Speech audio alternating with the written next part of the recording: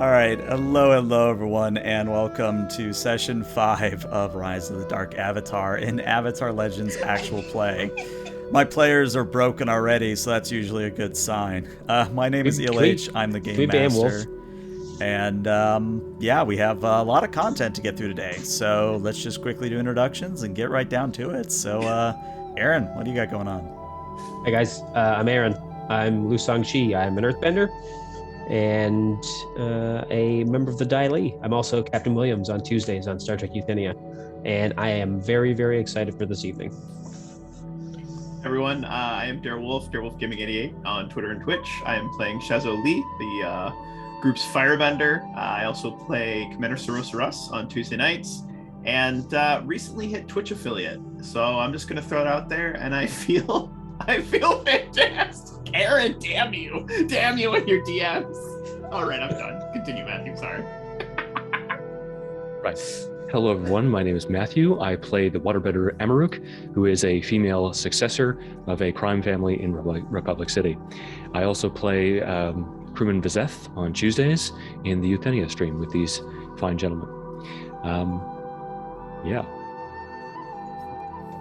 And with that, Mr. Benno, take away the opening narration, if you please.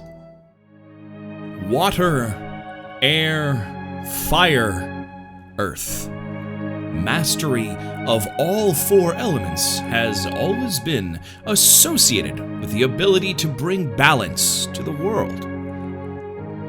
But Avatar Aang has passed away, and the new Avatar has yet to be found. In this transitional era of rapid progress and technological wonder, the world must come to rely on a new force to maintain the balance between humanity and spirits, between light and dark, yin and yang. Rava's followers would tell you that this new dark avatar should be locked away without question. Yet as a certain wise man will tell you, light and dark cannot exist without one another. There is light in the darkness, and darkness in light. Can the dark avatar truly keep the balance? Only time will tell.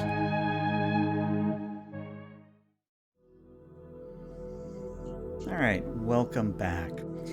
So where we last left off with our Team Dark Avatar, they had arrived at the Eastern Air Temple, where they were able to rest, recuperate, and otherwise relax a little bit as they began to explore some of the more advanced forms of bending. Lu Song-chi received a scroll on metal bending and techniques there. Shazo received a way to redirect lightning and redirect other attacks, and Amaruk found a tome, a actually very thick book about spirit bending and energy bending. And Ying, the Dark Avatar herself, was getting her butt kicked by a lot of air gates. And where we're going to start to... Until I showed her how it was done. This is true. Lu Song-chi just showed everybody how it's done. It was kind of scary, actually. Like, I think you rolled like a 13. Yeah, just a full hit. But where we're going to start is we're going to be about 6-7 days after the fact, after that last session. All your conditions are cleared. All your fatigue is cleared at this point, because I want you guys to start with a blank slate today. Okay. And you start the day like you would any other. You have breakfast, you do your reading or your training, and then you go to check on Ying. And Ying is still being instructed by Master Ing, and she's getting better. She's not bouncing off the screens as much. She's actually dodging between the screens as they rotate. Still room for improvement, though. But as Ying is working, Master Ing turns to each of you and says, "Well, how has your training been going? Have the items I gave you, have they proved fruitful?" Taking a very slow bite of a long sandwich, Fazapo on his shoulder, looking down at the sandwich with hungry eyes, Shazo's gonna we're supposed to be training?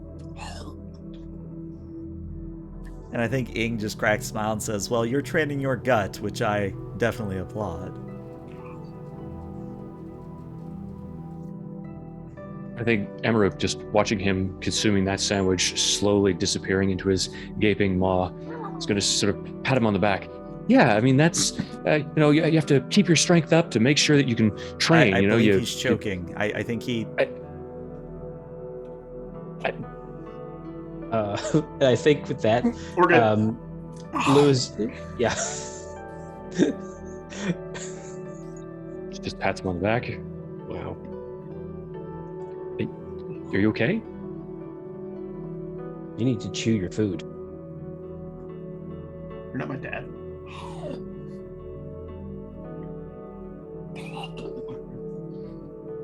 I'm so that thankful was- for that. Okay, I've never seen anything like this. Nor have I. I watched it every day at lunch for a year and a half. Where do you think he I don't- puts it all? It's fuel we're for the supposed to be fire training, that right? burns inside of him. Yes. I have very Yes. high metabolism. Hmm. This is my training. Well, yes, that lightning redirection scroll. Have you read it over, committed it to memory? Yes. And Master Ing just sort of stares at you with slightly squinted eyes. Fazappo's ears droop on Shazo's shoulder, and he looks over. He's like, "Shut up, you! Just shut up." Right. Well, Lu Song-shi, Amaruk, what about you two? How have your studies and lessons been going? And Amaruk perks up quite noticeably. It's just been marvelous. I mean, I've been able to delve into the writings of Avatar Aang himself. Do you understand what it's like to read a book by one of the great masters? I mean, obviously you do, because I'm sure that you're a great master in your own field of study. But understanding how the flow of positive and negative jinn within the body actually culminates in the sort of this sort of reciprocal relationship. It's the work of a genius. Well, it's one of the rare forms of writing we have on the subject, so make sure to cherish it well. I couldn't do otherwise. I see I gave it to someone who can actually appreciate its value. That is good. And I think there's just a moment where Amaruk looks over at Lu Shangxi consuming his sandwich. You mean Shazo? Xiaozhou, yes, excuse me, Xiaozhou, and nods. Yes, that was it was a very wise choice. And then Master Ing looks to Lu Song-shi, and any reports on that scroll of metal bending I gave you? Well, it's very plainly written, easy to read. Unfortunately, most of that revolves around phrases like, just do it.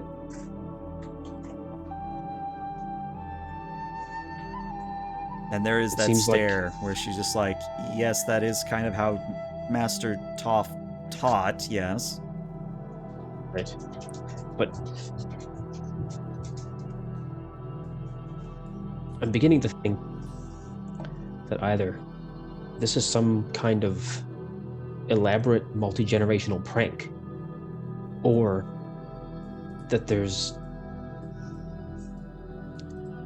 a very subtle intelligence behind those words. I know that she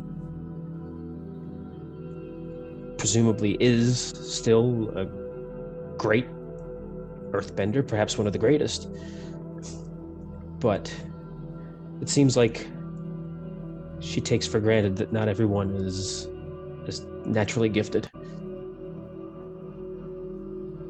Maybe you just need to lean into it. I don't know what that means. I don't think that's any more helpful than just saying, just do it. I think you just need to take the plunge. I'm not learning waterbending. React. Go with the flow. Proceed. Jump into it with both feet. Go where the spirit leads you. Pass the Rubicon.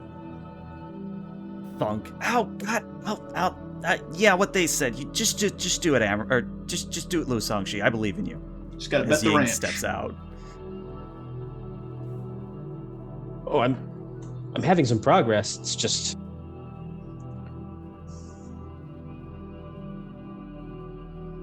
I'm not used to teaching myself new concepts. Maybe that's the point. Maybe she's trying to tell me that I'm too set in my ways and I don't innovate what I learn.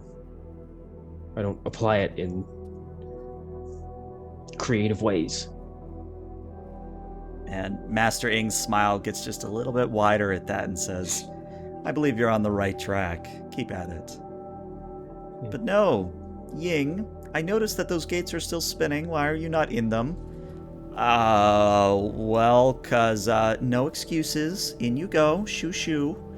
And Ying, kind of does that kind of scrunchy face and then stomps into the air gates, and you hear her moving again. And watching She's- as Lou's gonna look at Master Ing and think, is she doing any better? Oh, she's improving remarkably, but I don't dare tell her that to give her too much of a big head. There's a point where you need to rein in expectations. If you give people praise constantly, it comes across as hollow and can lead to them feeling, I guess, dependency would be the word for it. Well, you are the master. Master, and Emmerich looks slightly abashed at asking the question, folding in on herself slightly. Are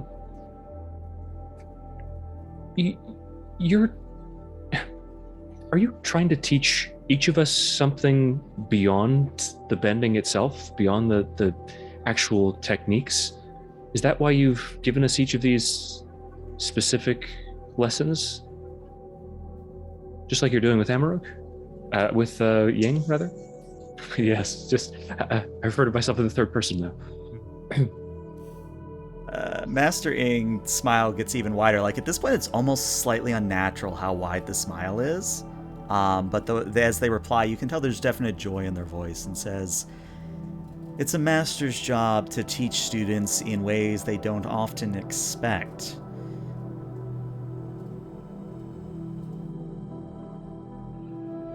Wouldn't it just be easier to tell us what we're supposed to learn?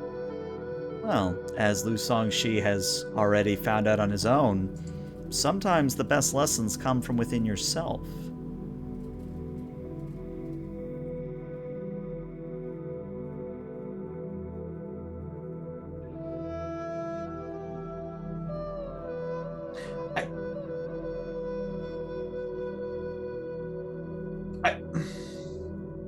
Go on, finish your thought. I didn't really pay attention in school when it came to the inside body parts. So if this is a medical thing, I am. Simply as a matter of concentration, willpower, morals, spirit.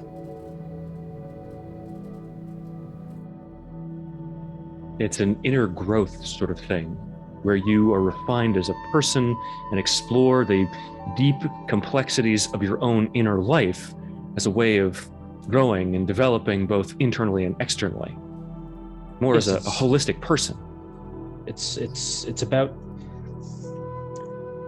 being on a journey that you don't know that you're taking and suddenly arriving at your destination, realizing that each of the steps that you took along that path were integral to your arrival at this point. And at this, Master Ing actually calls over to Ying. Ying, come out if you would. Okay, Master. Ow, God. Okay, yep, coming out. And Ying traps outside of the air gates and says, all right, what am I doing now, Master? And Master Ing looks up and says, I want you to do two things. I want you to throw fire at Shazot, and I want you to throw this ball of metal, and Ing produces a ball of metal about the size of a baseball. I want you to throw this baseball, this form, at Lu Songshi. I'm interested to see how far they've progressed. And Ying takes the metal ball and looks to Lu Shangxi, looks to Shazo. Okay, yeah, I can do that. Should I be farther away? No, I believe this distance is acceptable. And Ying kind of hesitantly looks at the master and goes, okay. Who wants to go first, I guess? Hold on to my sandwich for Zappo.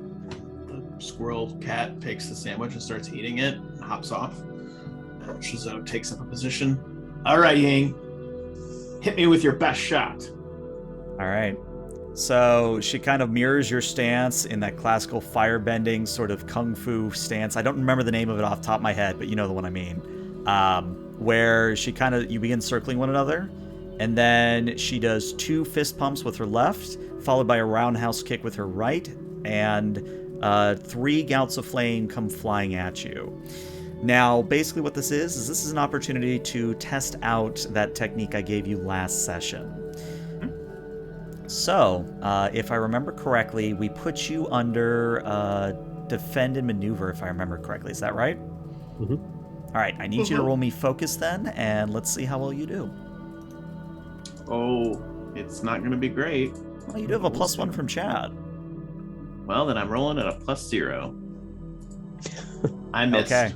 So what's going to happen then is you get a choice of whether you want to mark 2 fatigue or a condition, but as you go to try and redirect the fire, either it, and I'll let you decide which, it strikes you full on but doesn't actually hurt you, like, permanently or anything, or it's one of those things where as you're trying to redirect it, something backfires and it blows up in your face, and I'll let you decide which you'd prefer it to be.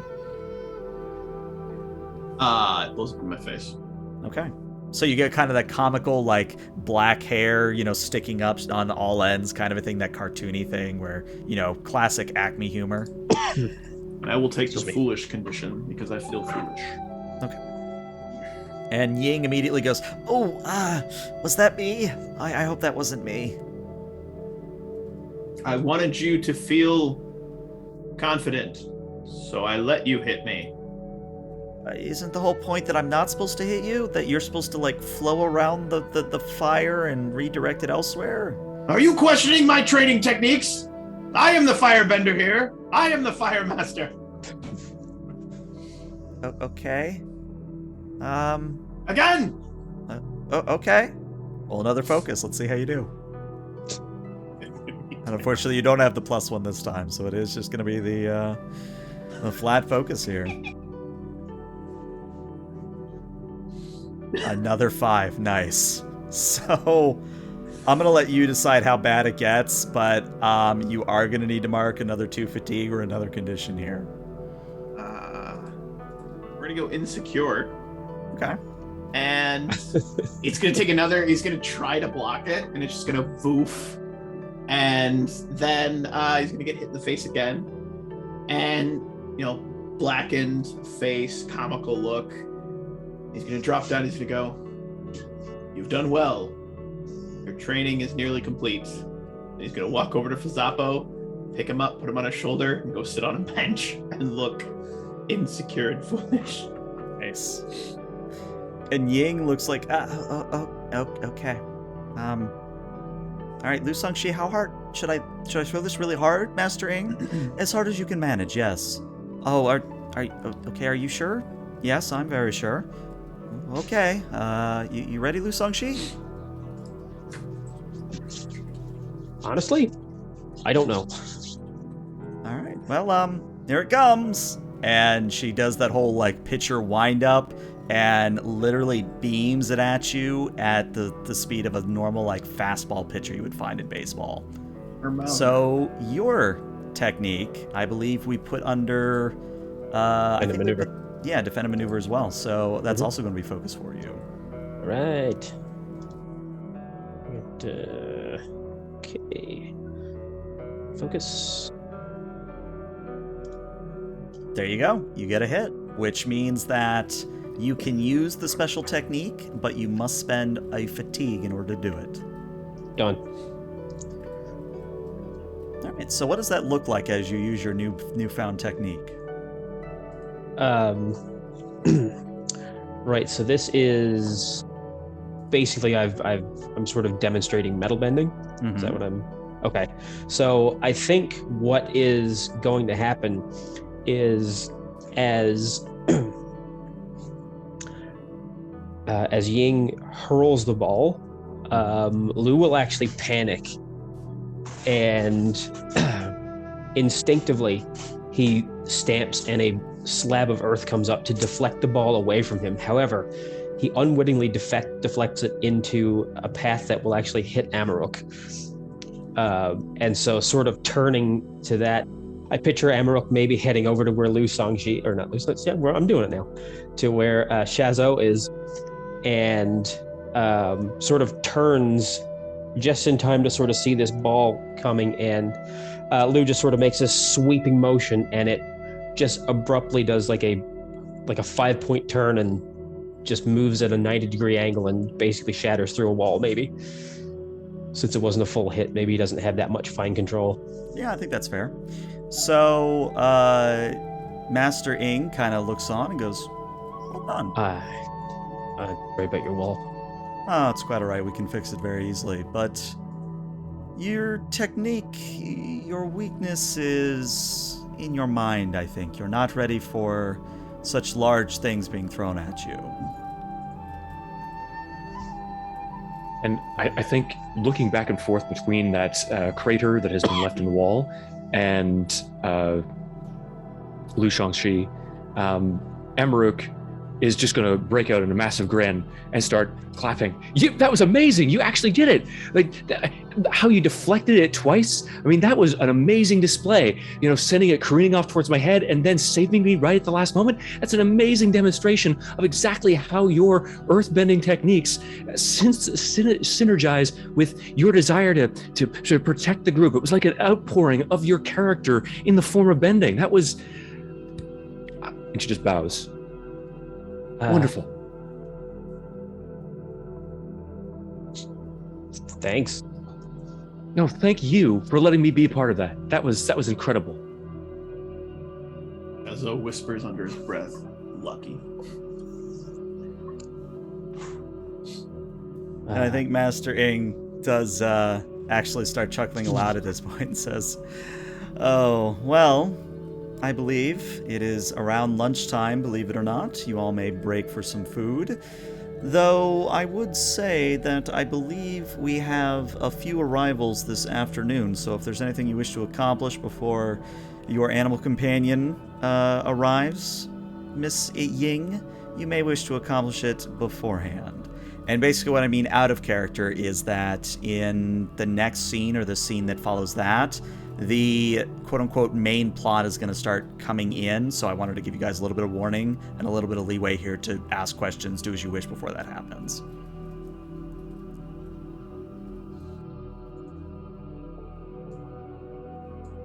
I need to practice, but first I need a turnip.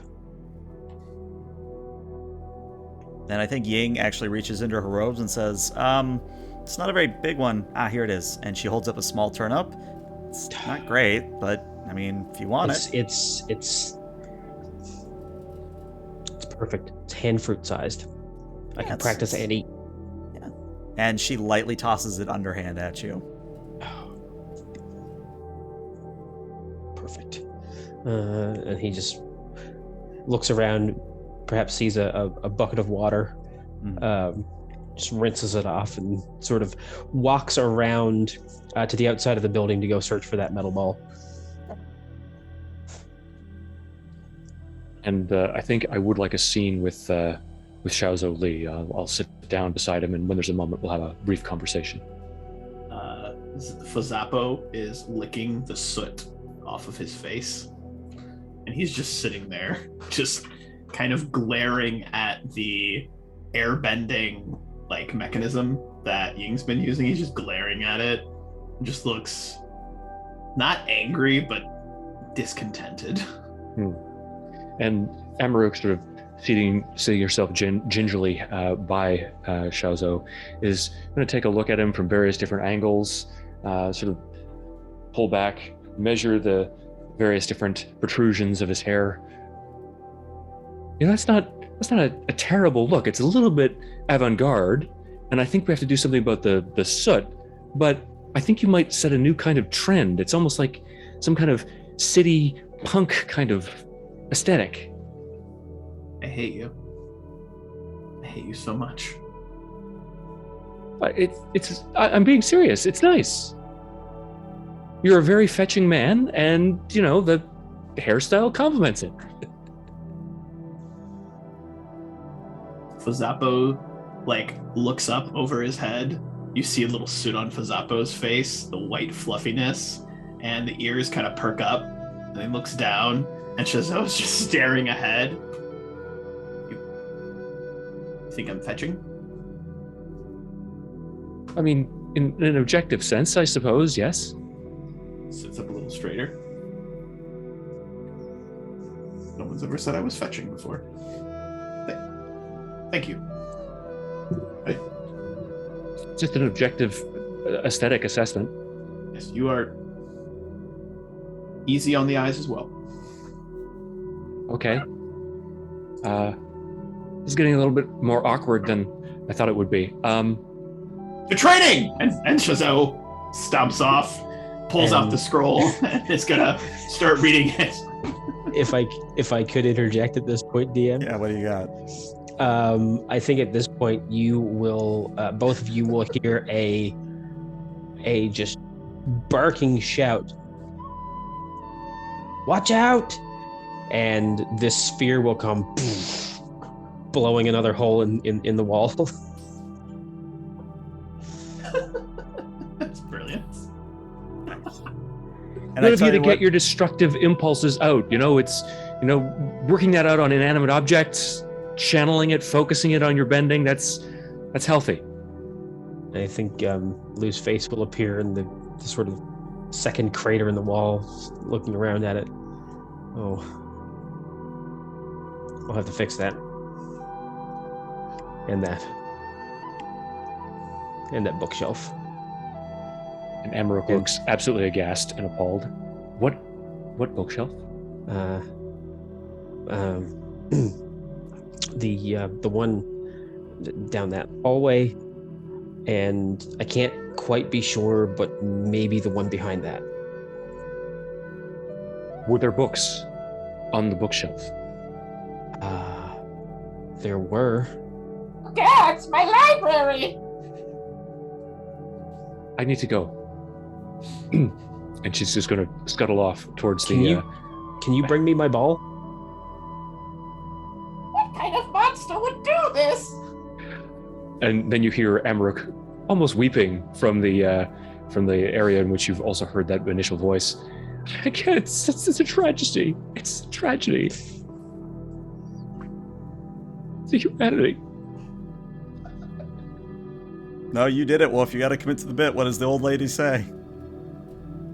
Oh! My scrolls!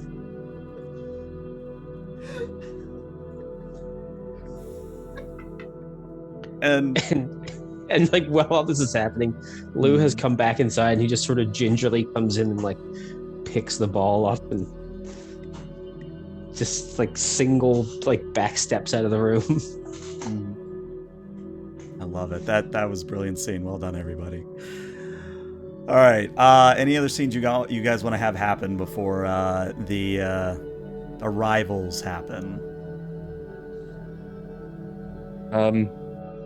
When they arrive, I mean, this is a little bit of metagaming, but is Master Ing going to continue to be there, or has she sort of departed? I don't want to spoil anything. Ooh. All right, then. I don't think there's anything else that I'd want to handle. Aaron, Darewolf, anything you guys want? Would not. No, I'm good. Okay. So after a brief lunch and a little bit of a repair montage, where I like to imagine either you've literally stone-bended the walls back into place, or maybe it's just one of those 2x4s that have been hastily nailed onto the wall, whichever way you want to think about it.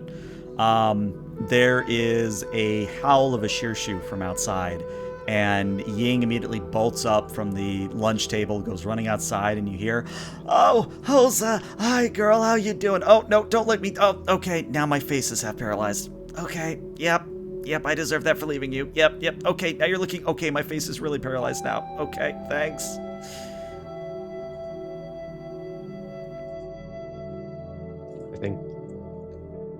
I think Hosa's back.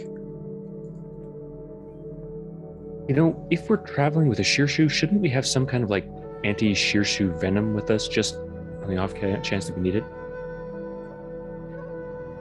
I don't think it's permanent. Wait, No. You guys don't?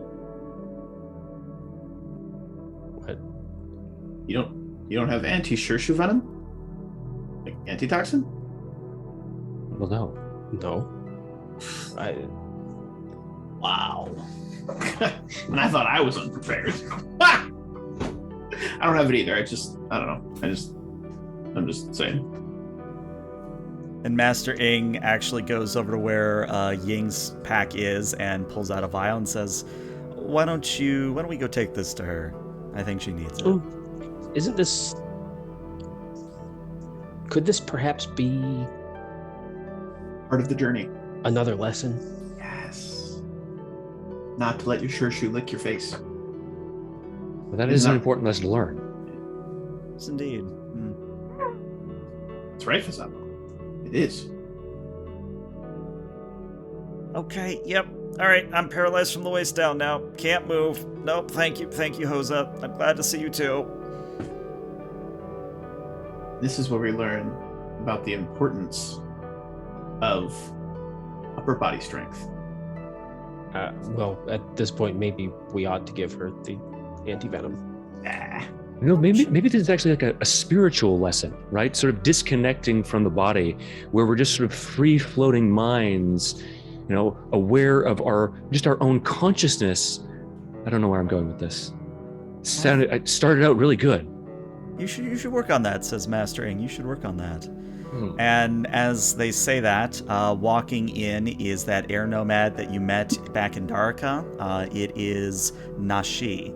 And Nashi kind of looks around, notices each of you, and then stares directly at Master Ing and says, "Who the hell are you?" I think Lou will definitely turn to Master Ing. And Master Ing is just very calmly standing, you know, arms sort of in that thing where you kind of have your hands and arms within the robe sleeves, where you're just sort of standing there. And she doesn't say anything. She just stands there, not really saying pretty much anything. And I think Lou will just sort of turn back to Nashi and say, Nashi, that's Master Ing. We have no masters at the Eastern Air Temple.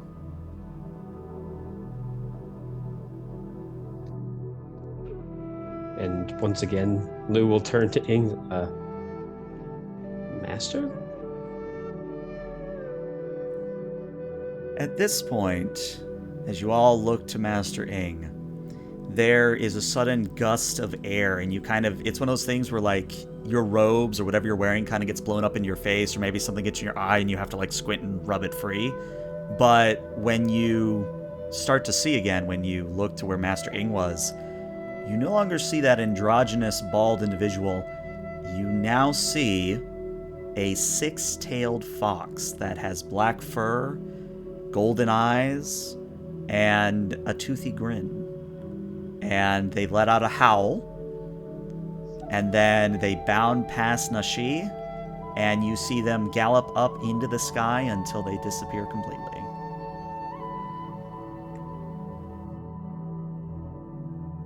That was weird. I don't suppose you have any of those here either. Spirits like that? No.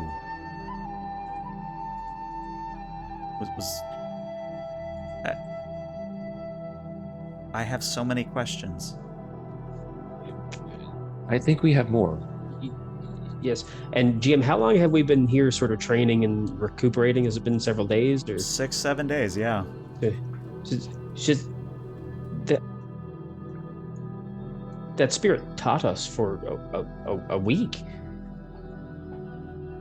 Ying is getting pretty good at the...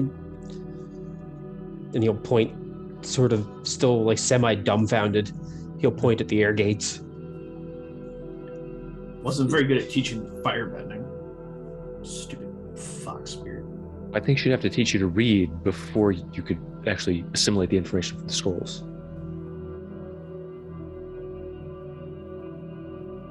I can read to you, though, if you want. I'd be happy to sit down with you and start. You'd like that, wouldn't you? I would love that, yes! That would be a delight. Fazappo hisses at you. And I think she just reaches into her pack and removes some small sliver of like jerky or something like that. Come on, Fazappo. You like me. Everyone likes Amaruk. Fazappo jumps over to Amaruk's shoulder and begins eating it. There you go. Thanks, buddy. I Shazo knew I'd have your narrows support. his eyes, looking to you both. Traitors. All of you. Traitors. And at this point, Ying basically drags herself in, like one good arm's working and she just drags herself in. Okay, there should be Shearshoe anti-venom in my pack. What did I miss? What did I miss? Master Ing was a six-tailed fox spirit. You missed a mutiny. I'm sorry, it sounded like you just said that Master Ing was a fox spirit. Yes, I did. Golden fox spirit too. Yeah. Yes. Okay, so you're telling me that everything that we've been taught and trained was because of spirit. Oh. It sure looks that way. Okay, I guess that's kind of a good sign if spirits want to train us. And I think that Amaruk is just staring down at this massive woman who is sort of half paralyzed on the floor. Can we help you? I mean, anti-venom pack over there. Right, yes. And I think that one of the masters, was it Master Ying or Master Ing who took it out of the bag first? And in fact, the vial that the spirit took out is actually on the floor now, where they once were. And Amaruk will just pick that up. Do you drink this? Does it get applied just top? Get it into my mouth. I'll handle the rest. Okay. Uncorks it. Here you go. Thanks. And while Ying is recovering, Nashi just kind of shakes their head and goes, "Okay, well, that's not exactly how I expected this to go, but I think you should know what happened after the incident with the Twin Moon logging camp. Let's just say that you made quite the headline all the way back to Republic City." And Nashi reaches into her own pack and pulls out a newspaper and shows it to all of you. And the newspaper says in big, bold letters, "Another avatar? So soon?" And there's like hasty, like, artist interpretation of like an avatar state, like in the middle of like a wood field. And there's a lot of commentary. There's editorials, talking about how this could happen, things like that. And relevant to Amaruk, there's also a statement from the Twin Moon head of the family where they disavow any knowledge of an avatar. They affirm that their logging operation is legit, things of that nature. But Nashi shows you this. Swipe that paper and scour it for any mention of his brother. Okay. So I'm actually going to have you do a push your luck here because I want this to be something the dice decide, not me myself. How does that work? I'm sorry, I don't remember. That's quite all right. Push your luck should be, if I remember correctly, a passion. Yep. We got any bonuses from the chat? Nope. Okay, I think we've got a +1. Yeah, +1. Not that you need it. That's a full hit. Yeah, Shazo. In fact, there is a artist rendition of your brother, and he actually wrote an editorial piece, and he says something along the lines of, "Well, there was a small fire that broke out, and we handled it just fine. I know nothing about this supposed new avatar." Fire? Why, that snake-tongued lizard-licking son of a biscuit eater. No, Shazam. Don't you get it? They don't mention us at all. The edges of the paper are smoldering slightly. All right, I'm just going to, and Lou will just sort of take the paper and say, they don't mention any of us, which is good. And as long as they disavow this knowledge, then we can still move. And Emmerich is just going to step forward, gesturing towards the editorial. You know, your brother felt like he had to lie about the situation, right? That means he's so terribly ashamed of the defeat that he suffered at your hands, right? Knowing that he was going to lose, that he can't even mention it to anyone, right? He's wallowing in his shame and his guilt, his sense of defeat. Game Master, can that be a support action to help me Yeah, remove if you one want to of my make that a conditions? comfort and support, yeah. Because that feels like a good comfort and support. Yeah. That was the intention, yes. Yeah, So, that was good. Emmerich, give me a harmony. Let's see how well you do. Okay. Oh, a miss. So, unfortunately, the words are comforting, but mechanically doesn't get you anything special. So I have a question. I might have an answer. So, all right. So, yeah, Lou will just sort of look at Amrook, and in sort of like a moment of, he's maybe still addled by the fact that a spirit has been, teaching them. But I will say things like, well, I mean, in all fairness, he didn't really defeat his brother. We got interrupted and sent to the spirit realm before the Agnikai could conclude, so technically there was no winner or loser. And he just sort of looks and sees the Shazo, and if I could, Small little steam like smoldering coming off of him. I want to call him out. Oh, okay. So I think which of his balance do you want him to start moving towards? and is Shazo the hammer? Yes. I am. I feel like this would shift him towards force. Yeah, I think force is a good call here. So let's see. You're going to name and roll with their principles. So what is your force currently, Shazo? 0.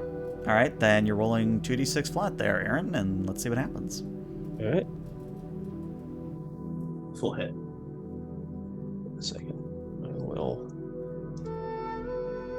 You know what? We'll just pretend this is You his. just got a +1 from chat if you wanted as well. No. So we'll roll. I completely forget how to roll individual dice. /R space 2d6 in this instance.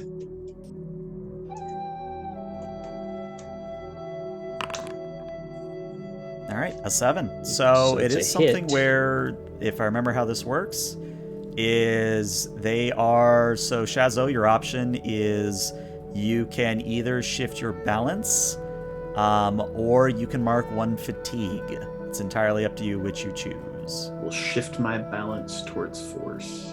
All right, so you'll go to Spinning +1 on back force. towards Lu Songshi. I had him on the... I won that fight! It was mine to be had! If it wasn't for Ying... And then he realizes what he's saying, and then stops.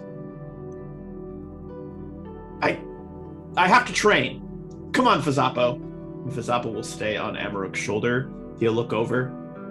Everyone's against me! And then he's going to march off.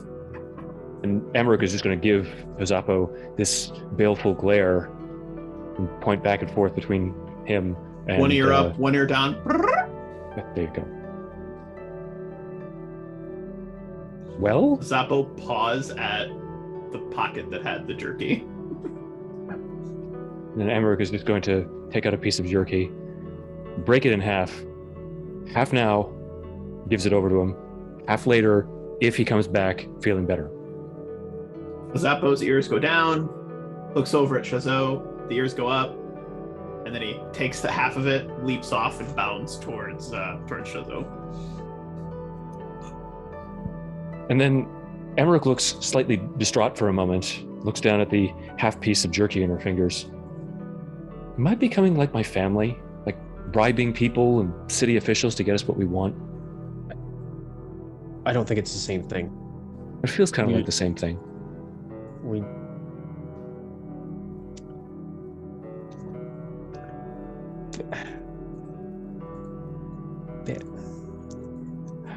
I don't want to mess this up like I just messed it up with Shazo. I think the difference is that those in positions of power often mistake generosity with bribery. But among friends, it's just that. It's simply generosity. Well, no, generosity would be giving something to Fazzapo just because I wanted to be happy. I gave him something so that I could get what I wanted, which granted was, somebody else feeling better. Being happy. But I was using him as a tool to make somebody else happy. Right. Fazzapo isn't a person. I think that I don't think those rules Xiaozhou apply. would be quite offended by that, but you're right. And I guess the ends justify the means. So, there's that too. But this will be good. As much as we have to rely on one another, we have to realize that we each have a responsibility to be the best that we can.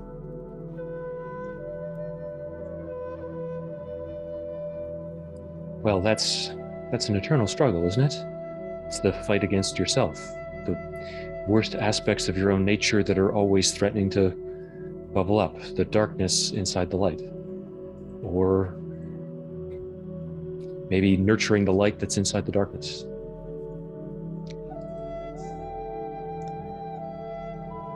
And at that, I think Nashi speaks up and says, which one of you, actually real quick, which one, Songshi, do you still have the newspaper? Yes. Okay. Nashi's going to say, there is one matter that you might not have seen yet. You want to turn to page 3.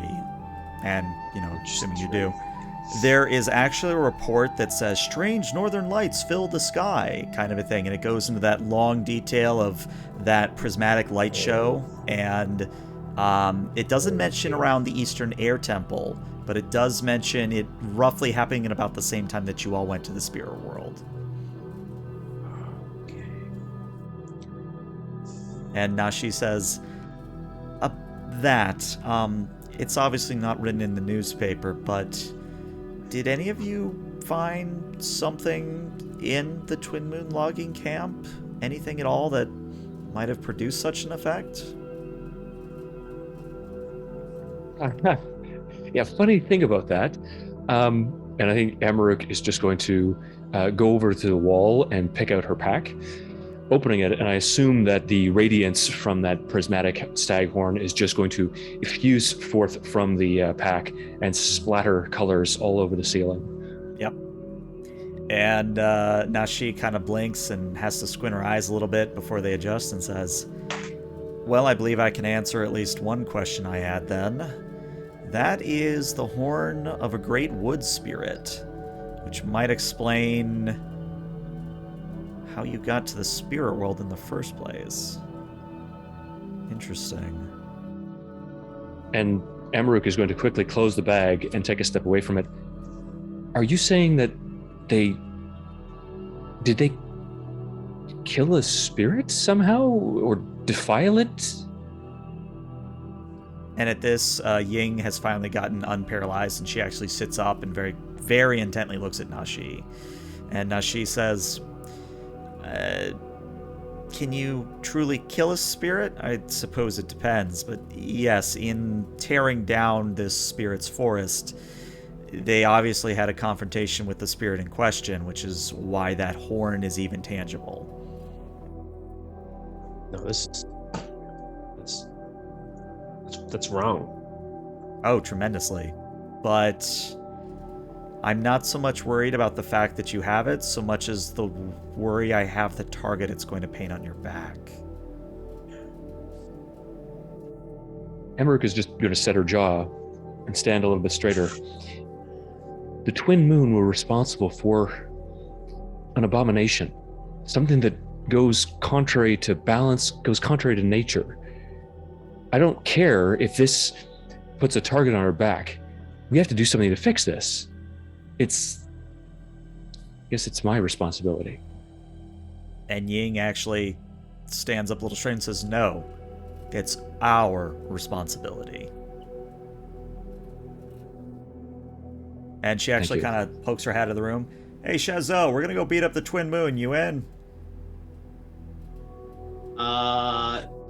From outside near the airbending practice arena, you hear a crash, bang, boom, and then you hear what sounds like some firebending. What? Yeah. Yep. Definitely not failing this airbending. Fazapo, stop laughing! And Shazo is going to come running back, and Fazapo right behind him. Did someone say destroy the Twin Moons? Yes, as Nashi was just telling us, apparently that horn that Amarok has or took from the Twin Moon is a part of a departed spirit.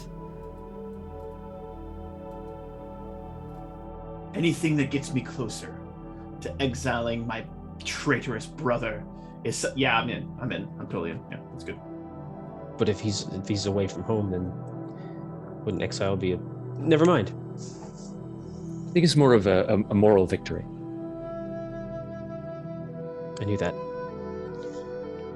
It's the spirit of the thing, not to use a pun. Still half covered in soot. A couple new bruises on his face. And his arm looks a little like, maybe like it might be partially dislocated. You just hear like a... When do we leave? And I think Ying looks around at all of you and says, I think we should leave right away unless anybody has any objections. I have a question. For me or Nashi or... For anybody. Where are we going? And Nashi says, well, it's a good thing you asked. After that newspaper article was written, the Twin Moon encampment was no more. Whatever you four did either wiped it off the map or splintered it so well that by the time I went to investigate it, I couldn't find any trace of it.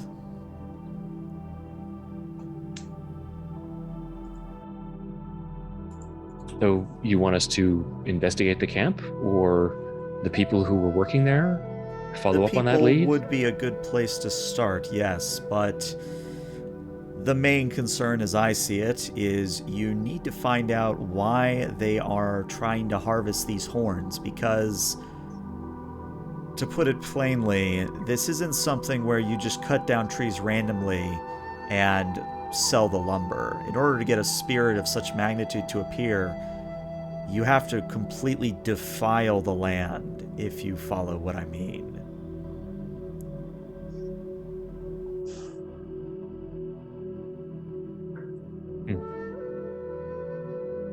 Tell me, Master, have you heard of any news coming out of a village that was relatively nearby?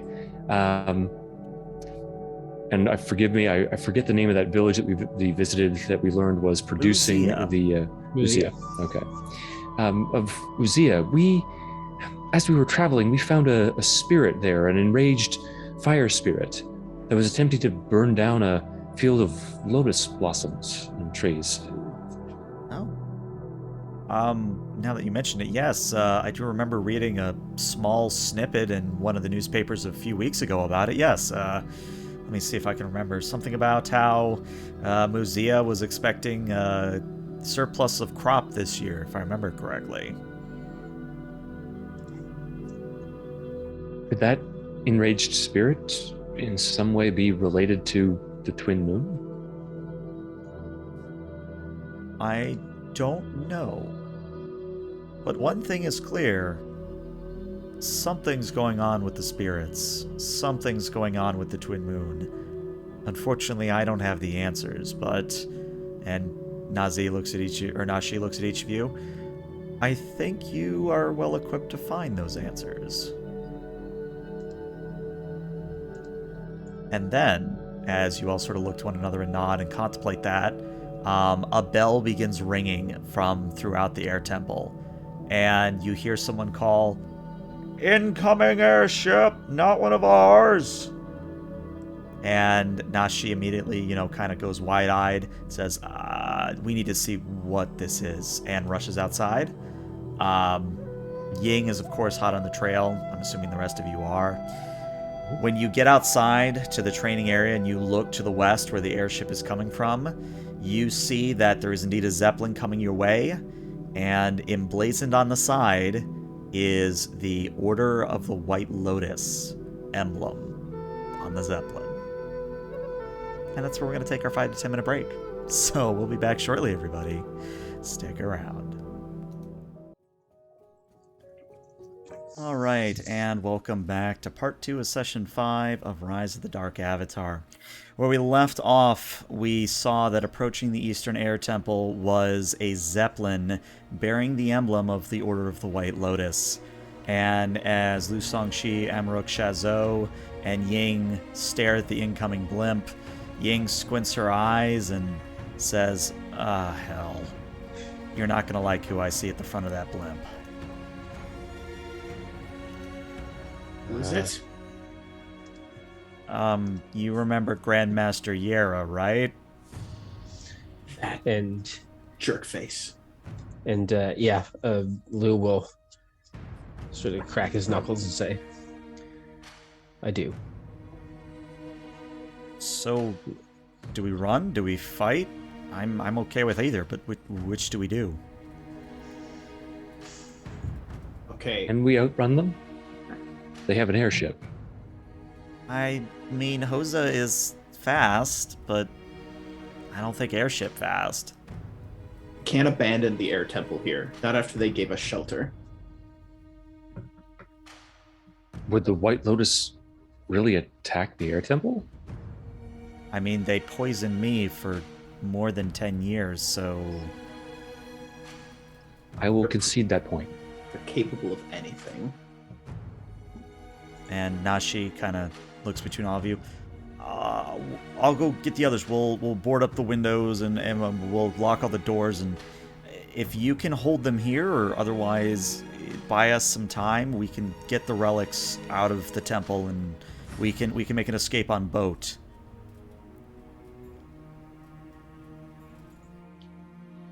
All right.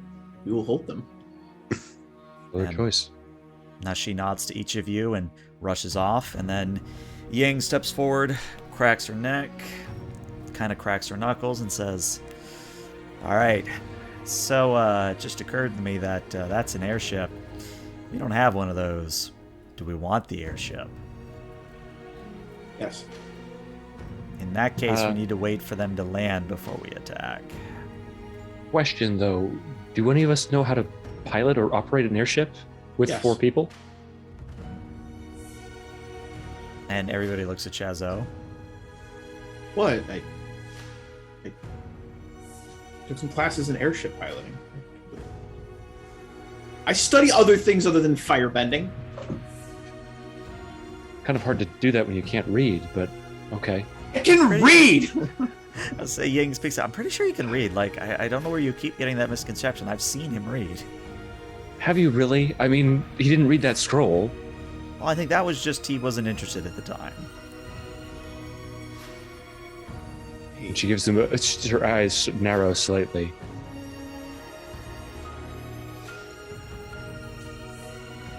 At this point, the airship's getting closer and closer and closer, and now all of you can see that at the front, kind of on one of those hanging platforms underneath the blimp, there is, of course, Grandmaster Yera in standard White Lotus robes, And then there are 4 other warriors, I guess you would call them. I think warrior is too strong of a word, but 4 other individuals in white Rotis clothing that are sort of clinging onto ropes and clinging onto banisters and railings, getting ready to hop down the moment they get close enough. And Ying says, okay, I'll take the Grandmaster. You guys take I guess there's 4 of them, so one of you is going to have to double up, but I have some very strong feelings that I need to get out and communicated to the Grandmaster. I'll deal with the 2. And Shazo is like off in a sprint towards 2 of them. So yeah, the airship individuals get close enough. The airship flies over. It actually continues around and starts to circle back.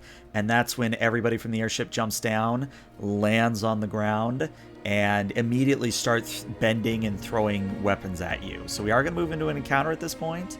And since it's been a while since we did our last encounter, we'll do it from the top.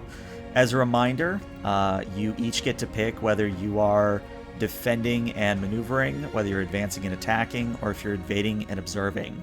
You all pick that, and then I pick for the NPCs in private, and then we go in the order of defend, maneuver, attack, advance, evade, observe, etc., etc. So, Lu Songshi, which are you doing? I think that Lu is going to advance and attack. Okay. Shazo, what about you? Oh, advance and attack all day long. All right. Amarok. I think advances attack as well. All right. Across the board.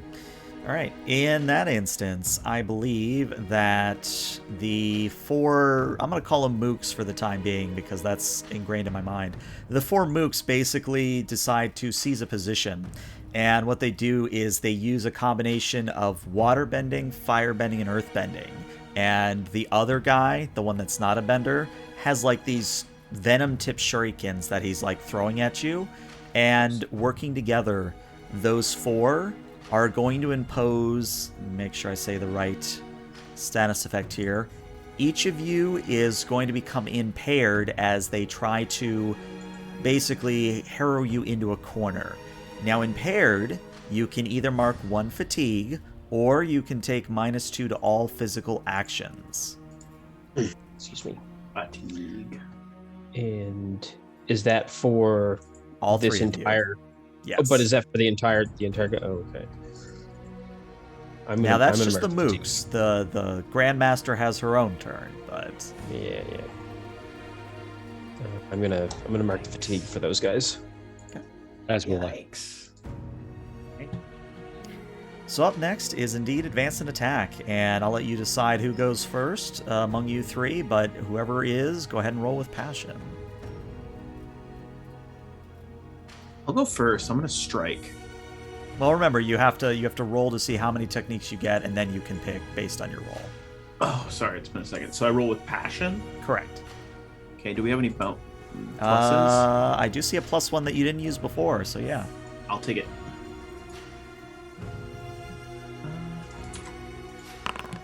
All right, so on a 7, you can choose 1 technique.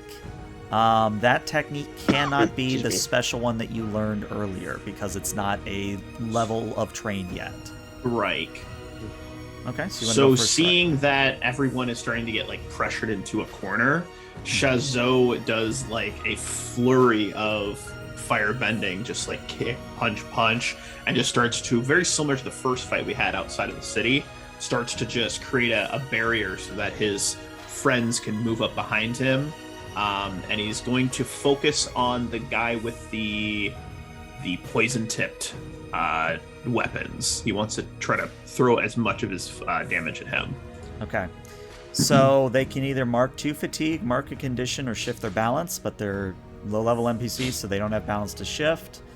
What I would tell you is that if you don't want me to choose, you could mark your fatigue yourself, and you could force 2 fatigue on them, or you can inflict a condition on them. It is a 1 fatigue spend if you want. I'm going to that. mark a fatigue, Okay. and I'm going to force them to be afraid. Okay. I would say that would be probably, because I'm trying to translate that into a status effect here. Mhm. I'm going to say that probably counts as the prepared, in a way. Like, I feel like, because afraid is technically a condition, not a... But when you strike, you do confer a condition. Oh, okay, I see where I was stuck there. I was looking at effects. So they're low-level individuals, so... Yeah, I'm going to say they're afraid because they don't really take that many conditions. So yeah, you fling your fire at the venom-wielding individual from the White Lotus, and he kind of does that thing where he falls over himself as he stumbles backwards and tries to run away. Excuse me. He doesn't completely leave the field, but he is on his way out, if that makes any sense. Perfect. Yeah. Awesome. Thank you. All right, Lu Songshi, Emmerich, which one of you wants to go next? I can do that. All So right. we're rolling with passion, right? Yep, and you do have a +1 from chat as well. I'm going to use that. Ooh, All right, dear. unfortunately, that's a miss. However, if That I remember rolled the 2 rules- ones, +1/+1. It's quite impressive, actually. That counts as like 17. Mm-hmm. Now, the good news is that, well, maybe not the good news, but if I remember correctly, you can spend 1 fatigue and still do 1 regular technique, if I remember how that works correctly.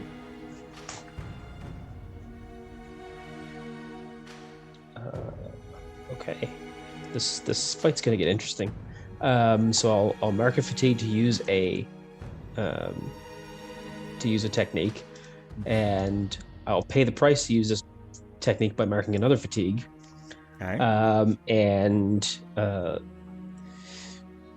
Lu Songshi is going to use Smash. Okay. And so what he's going to do is disrupt that sort of synergy that the other benders have going on where they're using that sort of seize a position. So yeah, what I want to do is sort of Lu runs up forward and just slams on the ground with both fists, and you get the sort of like gouts in the ground as it begins to break and shift, and these folks are all caught off balance. So I am going to impose a fictionally appropriate positive status, but I want to impose that obviously on my allies. Mm-hmm. And I think I can only pick one of them, though. Yeah. I don't think I can give it to everybody. Yeah, it but would I be want something where you can only really pick one person here. Yeah. So on the next exchange, I want to give.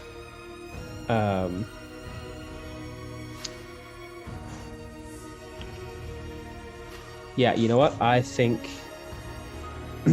I want to bestow prepared on Shazo, since he's going to be facing 2 of them. Okay. All right. So what that means, prepared for Wolf, that means that you can either clear prepared to get a +2 on your roll, or you can clear prepared to avoid marking a condition. Very useful thing to have. All right. And then Thank you. Amarok, I believe it comes to you. So again, passion, please, because you're advancing attacking. And that's a full hit, so you actually get to nice. select 2 things from evade and attack. Or, sorry, advance and attack. That would be an interesting combination. Yeah, that'd be really interesting, yeah. I think seeing that the ranks of the opponents have been somewhat destabilized, she's going to make a sort of acrobatic advance using the different sort of outcroppings of rock that have been sort of forced out into the air. She's going to leap forward, bouncing off of those, and levy a strike with her baton against one of the mooks, as you put it. So that's forcing them to mark 2 fatigue or a condition. Okay. And then, as she's sort of like coming out of that attack, she's going to throw out a sort of gout of water from her gourd and try to destabilize some of the others using Smash by rendering the environment sort of hostile to them, creating a sheet of ice underneath their feet. I love it. I love it. So the first bender that you attack, is it going to be the earth bender, the fire bender, or the water bender? I would say she would pick out her opposite number on the other side, the waterbender. Okay, so the waterbender will be knocked out of combat here. And then on the earth and the firebender, which one do you want to inflict the status condition on? I would say the firebender. Okay. So the firebender will be considered to be impaired for their next action. All right. Wonderful. And then comes the main event, quote unquote, where we see Ying and the Grand Master sort of squaring up. And Ying is gritting her teeth and she says, "Oh, I have a lot of things I want to say to you." And the Grand Master, in a haughty, almost holier-than-thou attitude, says, "I don't care what you think. You're going back in your cage before you can cause any more damage. The only damage here is the damage I'm going to cause to your face." And Ying leaps forward, and she whistles as she leaps, and Hosa comes bounding up from behind her. And combined, the two slam into the Grand Master. And there's kind of that kind of dust cloud that immediately blasts out. And as Ying and Hosa leap back, you see that the Grandmaster surrounded herself in a literal suit of earth armor, but that on the chest, where the heart or where the sternum is located, and along the left arm, the earth armor nearly shattered off. So powerful were Ying's and Hosa's blow. And that's the end of that exchange. So we go into another exchange, and again, you guys get to pick what approach you'd like. I think I will use... You know what? I'll use evade and observe. Okay. What about you, Shazo? Which would you like to go with? Advance and attack again. All right. Amaruk, what you got? Question before I make that decision. Sure. The energy bending technique that I was beginning to learn, would I be able to employ that in this combat? Yes, and the way it works is you would have to roll a 10 or higher, and you would have to spend 1 fatigue. Okay. And essentially it inverts somebody's personality, or shifts their balance from one end of the spectrum to the other? Correct. Okay. Yeah, then I will select evade and observe. Okay. So in that case, the two remaining mooks, the firebender and the earthbender, both of them are going to defend a maneuver, and particularly they are actually going to sort of get ready to retaliate. They are going to get ready to use a chunk of earth that they stomp up and use fire that they're ready to throw out to basically do what they can before, you knock them out of the combat. So that's the two mooks, and then the Grandmaster's advancing and attacking.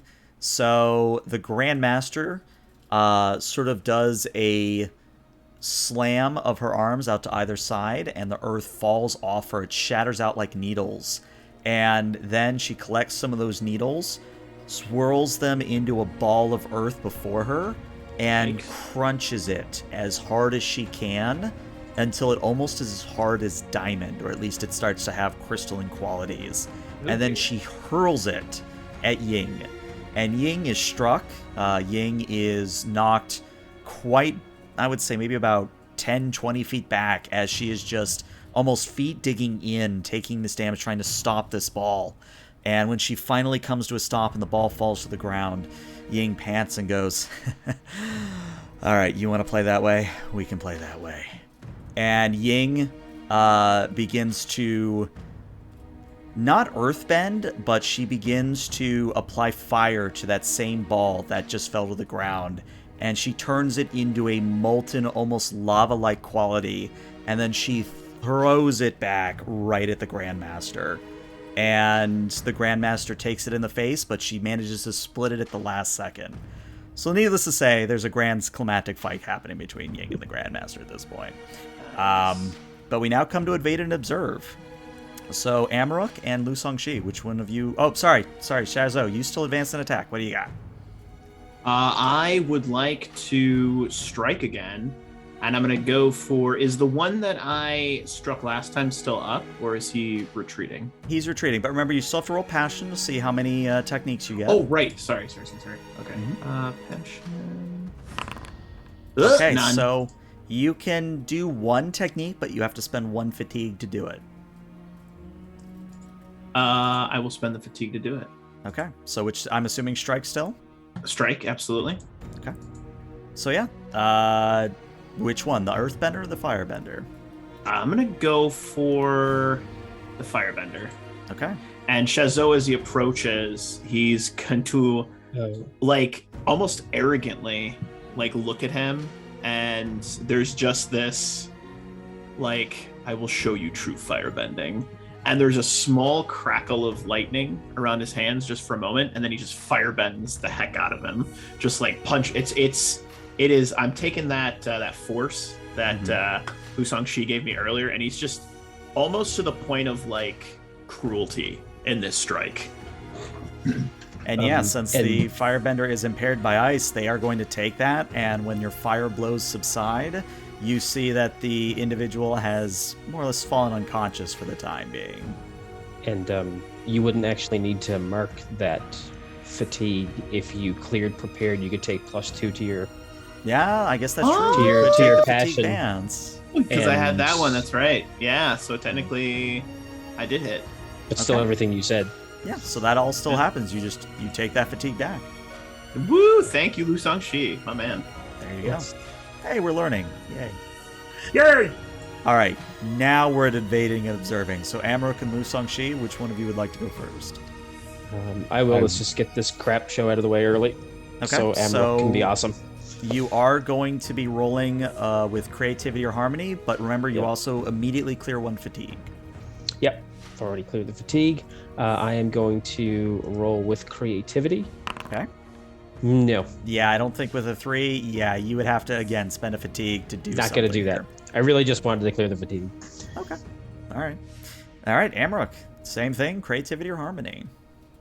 I'm not sure if this can actually be applicable, but would it be possible for me to use this technique while living up to my principle?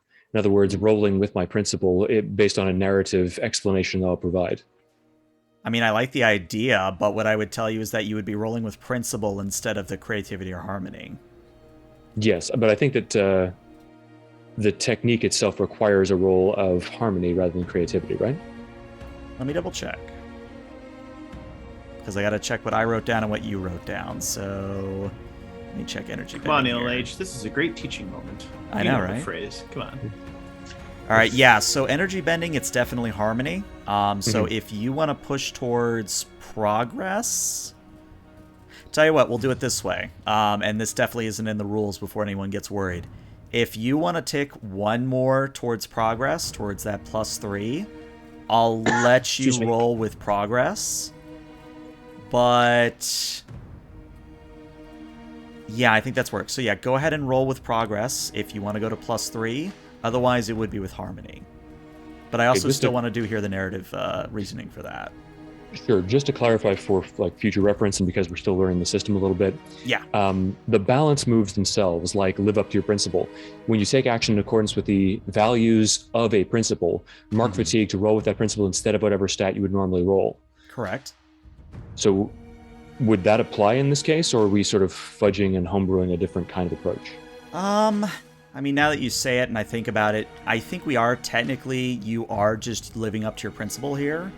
The only reason I'm making you take a shift to your balance is because technically I don't know that you can do it in combat. Like, it's one of those things in the rules that isn't explicitly spelled out or otherwise say you can't do that. So that is the reason I'm asking you to maybe shift your balance here. Okay, no complaints. It's just I'm trying to get my head around how that balance move applies and in what context it would. So thank you for that clarification. Yeah. So in terms of the narrative reasons why I wanted to approach it this way, I think Amarok, as she sort of skates past the firebender who has been leveled by Lu Shaoxi's blows, or Xiaozhou's blows, yes, she's going to look up at the titanic conflict that's being undertaken between Ying and Yera, and she feels this sort of bubbling of outrage and anger at the reimposition of control that Yura has attempted to effect, the discourse that has transpired between them, and thinks back to her own people, her own traditions, and the way in which they have confined her and sought to confine her throughout her childhood. And in that moment of rage and almost a blind fixation on ensuring that Ying will not be subjected to that kind of confinement again, she is going to try to pull upon that energy bending and really do something that's, I think, quite horrifying, reaching into another person to try to manipulate them on the most basic and fundamental level of their identity and their personhood. Mm-hmm. So I'll shift my balance up to 3. And would I roll with progress before or after that? I would say progress after that shift. Okay. So I'll take the roll of progress. Oh, this is getting crazy. All right, so we actually have an interesting scenario here where they didn't actually add the +3. Interesting. So that would be a 9. So that would still be a hit. Let me check chat. That doesn't look like there's a +1 in chat. So, oh, there you go. There's a +1 in chat. So that would give you 10, which would let you use the energy bending technique. It would just cost you a fatigue. Done. All right. Now, real quick, there is something special here that you used it in combat. You now, since you have used it successfully in combat, you no longer have to mark the fatigue, but you still need a 10+ on your approach to use it. Okay. So basically, tick it up to practice here. Okay. All right. But yeah, so you definitely energy bend. What does that look like?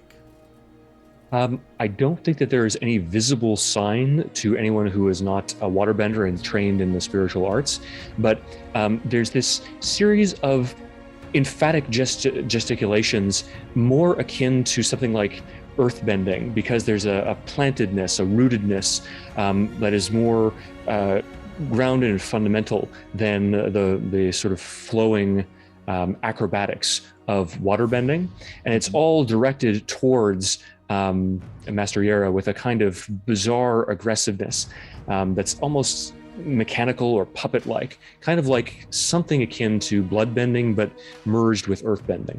Okay, I like it. So that I understand your intention correctly, your intent is to more or less, I guess you would say, stun her, or more to actually shift her personality one way or the other, because it really depends on if you're taking more, as you said, the bloodbending side, or if you're taking more the, I guess you would call it, spiritual side of things. I would say it's an attempt at almost like on the instinctual level of her own reactions to what she's seeing and what she's feeling at that moment, to fundamentally transform her balance from control to the opposite, to destabilize that need for control. Okay. So, and again, this is brand new territory. That technically an NPC doesn't have 2 balance tracks here, but I thought that was boring. So special NPCs I've given full tracks. So what I'm going to say is, yeah, you shift her from +2 in control to -2 in something you don't know yet. But the effect is that Master Yera, you know, she was a little bit tensed up. She was getting ready to fight. She actually relaxes. She stands up a little straighter and says, oh, all right. You want to play it that way? We can play it that way. And then she moves into a stance that none of you would recognize, not even Lu Songshi and his mastery of earthbending. Apparently, Yera has moved into a stance that even you don't know. But at this point, we now have a 3rd exchange, unless you would prefer to make a break for it or do something else. Not yet. Not yet? Okay. All right, let's go down the line again. Lu Songshi, advance, defend, evade. What you doing? I think I will defend and maneuver. Defend and maneuver. All right, Shazo, still gonna advance and attack. Oh yeah, it's full aggression this round for sure. Okay, Amarok. I think defend and maneuver. All right. Well, I think thematically, the Grandmaster's going to go first, and again, she just stays in one place waiting. She doesn't move or kind of look at one individual in particular. She's kind of just almost feeling the battlefield instinctually. But, so defensive maneuvering. So, Lu Songshi, I think you had, or Amruk, do you want to go first? You go this time, Matthew. Sure. So that is a roll with focus. That is correct. All right, you get to pick 2. Okay. I am going to ready myself. So I guess melting the ice underneath her feet, she is going to use that as a bit of a springboard to try to launch herself up towards the area in which Ying and Yira are engaged. Mm-hmm. And she is going to join her there and sort of steel herself for another attack. Okay. I guess that would be marking 1 fatigue to ready myself with prepared. Okay. And what I'm going to tell you immediately before you take your second action, excuse me, it's a good thing you took prepared, because the moment you land, Yira stomps her foot and tries to earthbend you off of the raised platform where they're currently dueling. But if you clear that prepared you just gave yourself, you can stay up there. I will indeed. So there's this, I guess, moment of destabilization where the ground cracks under her feet, but because she is so keenly focused on Yira, and she has that sort of martial training, she's able to sort of deftly dodge aside and find stable ground again. There you go. And yeah, you get 1 more in defend a maneuver. Which would you like? Let's see. I guess retaliate. Retaliate. All right, so the next time they inflict fatigue, condition, or shift your balance, they're going to mark 1 fatigue on that foe. All righty. Yep. All right, Lu Songshi, what do you got going on? All right, let's do a roll with focus. All right, you get 1. All right, cool. So I think Lu is going to take, he's going to use his divert technique, okay, to just sort of bolster and support his allies. So that he can... wait a second. The divert, I don't think you can use divert because it's not a 10 or above. No, I'm a master in divert. That's what I get. Oh, no, I'm thinking of your other move, the one you're thinking about a halt. Yeah. Yeah, I'm thinking about halt. Yeah. Continue. Yeah, just gonna sort of stand ready to absorb as many of the attacks as he can and sort of give them back, while keeping his allies as fresh as possible. Okay. So it's interesting you say that because, and this is a little bit nebulous, so bear with me. Before you go, Shazo, it's one of those things where Ying is going to attempt a combination of fire kicks, roundhouse kicks, combined with earth bending, combined with a little bit of water bending, and just slamming the Grandmaster from each side, the left, the right, above, below. But every time Ying tries to hit the Grandmaster with any maneuver, what happens is the Grandmaster deflects it. It's one of those things where, to use a DBZ reference, for example, it's like someone slapping away the energy ball or someone just slapping away an attack. And it does so in a way that 1 blast of fire goes towards Amaruk, which again, Lu Songshi, you can opt to divert if you wish. 1 of the waters goes towards Ying, and some of the earth goes towards you, Lu Songshi. Okay. So in those instances, it doesn't actually specify that I can only take... So I am going to attempt to assist both of my teammates. So I will... I'll sort of shoulder Amaruk out of the way of the fire and sort of get singed myself. What is that? 2 fatigue? 1 fatigue? Yeah, that's what I say. I'm gonna read your thing here. Let's see. It does say when any ally. Yeah. Any ally within reach suffers a blow, I can suffer it for them. And I also get to immediately retaliate, dealing an additional 1 fatigue, so that'll be 2 fatigue to her. when I. Okay, no. So I think that's where the confusion is if you also if you retaliate, already- it doesn't give you retaliate. Oh no, it doesn't give me retaliate. That's right. Yeah. I'll suffer. But yeah, so my plan is unchanged. Okay. So what that's going to mean then is you are going to take 2 fatigue from Amaruk's attack. Mm-hmm. If you want to take it for Shazo, that's another 2 fatigue.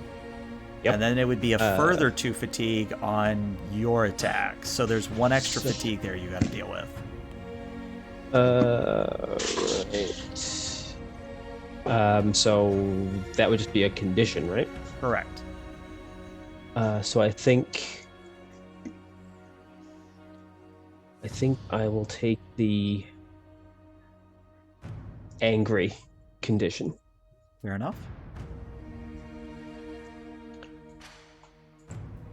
And yeah, he'll just sort of defiantly look at Master Yara and say, "Care to try again?" Oh, there we go. Well, as Yara thinks of a witty comeback, Shazo, it is your turn. There's one more mook, right? Correct. The waterbender. Okay. Or no, Yeah, sorry, he's the good. earthbender. That earthbender is going to learn the true meaning of fire. That was a bad line, but you know what? We're going to go with it. That's fine. They don't all have to be 10 out of 10s. They're not all winners. Let's see. We got no bonuses from chat. That's okay. And skadoosh. That's Hit. enough. Boom. Strike. All right. So again, it's been literally just like the same thing, just no holding back. It's all force. It's just like everything is a hammer and I am a nail because I am the hammer. all No, right, wait, so everything's a nail. I'm the hammer. That's the one. Yeah.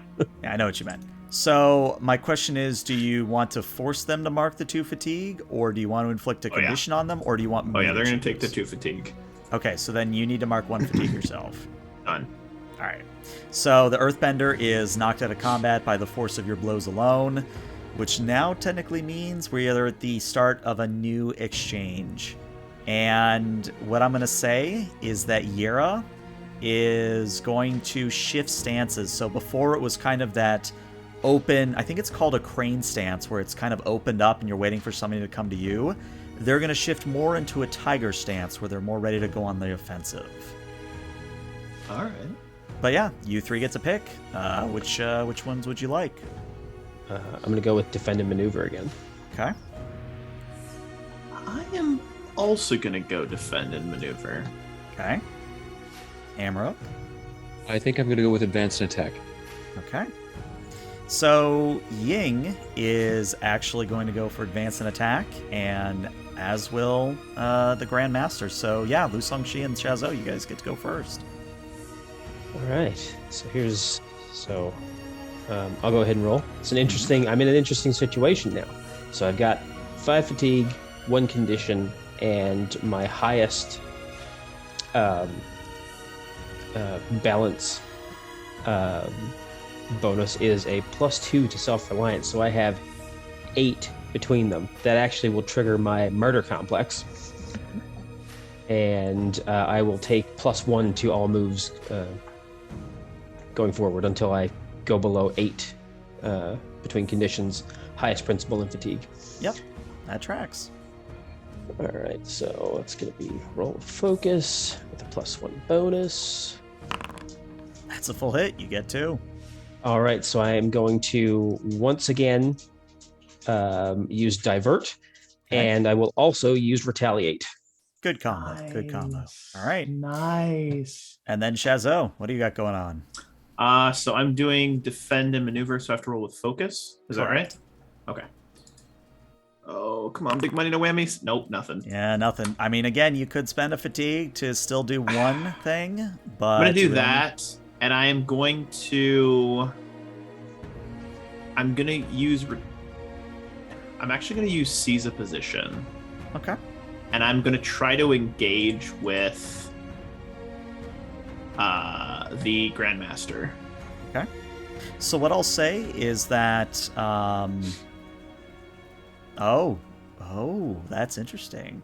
I think the Grand Master is okay. So narratively, and feel free to add to this. I think Shazo, as you kind of hop up to where everybody's fighting at this point, you get to the top, and then you get ready to pounce on the Grand Master.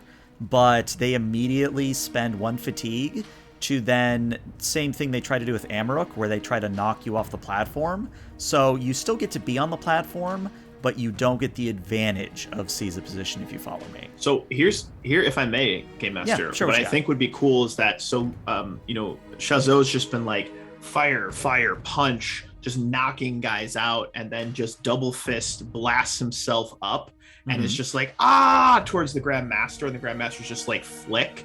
So I would actually like to end up back down on the ground, knocked away. I think that would be more cinematic and thematic in my opinion. Cool. I love it. Yeah. I'll definitely take it. I love it. Awesome. All right. Well, now's the main event. The main event that Lu Songshi is not going to like. Because as Yera stomps up and creates 3 balls of earth, she doesn't actually use them right away. Instead, she turns to Lu Songshi and says, "Surely you must know that you're going against everything that you stood for, everything that you've ever worked for, everything that your family wanted you to work for. Surely you can't be so blind as to throw that all away." And she's going to attempt to shift her balance. So, I need you to roll me. In this instance, I believe it is your self-reliance that's at play here. So go ahead and roll me your self-reliance. And I need to see a 10 or above, or it's getting shifted to 3. I believe. Oh, jeez. All right. Let's look at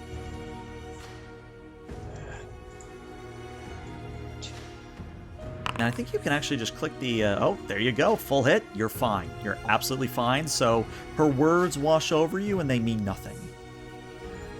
And you'll see Lou will, for the first time since the fight began, smile. And it's not a malicious smile or anything like that. He just closes his eyes and smiles. And he opens them, looks at the Grandmaster and says, "It's the first bad play I've seen you make." Merely a distraction. Let's go. Because at this point, she's going to fling one of the rocks at you, but at the last minute before it hits you, it's going to divert and fling it towards Amaruk. So you do have the option of diverting and taking it, but that is going to be another 2 fatigue, so I believe 2 conditions, if I understand that correctly. Yep, I will go ahead and do that, and I will mark foolish and insecure. Okay. And what I want to do, and I'm also going to use the retaliate. Which she will take the 2 fatigue back. Actually, so 4 basically- fatigue back because of divert, yeah. So what I want to do is, instead of it being sort of like, I sort of picture this as, instead of taking actual damage, like we all know, like it's basically just exertion, and Lou is very visibly getting tired at this point, but manages to lift a leg and stomp at an angle, and at that same angle at Amaruk's feet, a spike or a plinth of stone comes up and actually swats the ball back at the Grandmaster, hitting her with her own attack. I love it. I love it. So she's going to take a little bit of damage as she kind of does that crossed arm block across her chest. And then there's that third ball of rock, and it's going to go straight towards Ying. And Ying, she's just going to take it straight in her face. Like, it's one of those stoic moments, or again, using Dragon Ball. You know, they go for that punch to the face, and then the smoke clears, and you see that they're just standing there smiling. It's unnerving a little bit. But Ying kind of reaches up, grabs the Grandmaster's fist, and says, "You know, Lu Song, she's right. You really are misplaying." She cocks her left hand back and just punches Yera as hard as she dares. And it's one of those moments where Yera doesn't go flying back. The force is so great that the ground actually craters beneath both of them. And Yera, you hear her grunt in pain. You hear her go to one knee. And, you know, Ying begins to twist the hand a little bit and goes, "It would be so easy to end you here. So easy. to just give in. But you know what? That's what you want. You want me to be that dark force so that you can justify torturing people like me to bend us to your will. But no, I'm going to do something much worse than this. And taking a page for Amaruk, she's going to begin bending water around the Grandmaster in that classical spirit bending sense. So there's an option here before that she goes again in the next exchange for you to stop Ying. But Ying is doing something regarding spirit and energy bending here. But Amaruk, it's now your turn, I believe. I think given that all of the people have been, subdued, Amaruk is just going to sort of come out of a combat stance and watch. And there's a flicker of uncertainty that then is wiped away. In that case, that's the end of this exchange. Now, we're not going to go straight into an exchange, but I need to know very specifically, does Shazo stop Ying? Does Lu Songshi stop Ying? Yeah, I think that Lu would attempt to stop her. All right, what would you say or do? I will. So, I don't know. I mean, I know Ying is a major NPC, so does she have a principal track? Oh yeah, she definitely does. Can you tell me what her polls are? I'd be happy to tell you what her polls are. Her first one, her main track is responsibility. Her second track is freedom. I will call her out to live up to her principle of freedom. Okay. And so I think now the fatigue sort of catching up to him, because it really is like just burst after burst of explosive energy for Lu. He just sort of sinks down to his knees and just sort of looks at Ying and says, "Don't you understand? If you do this, if you take her choice away, you're no better than she is. And you're everything they say you are."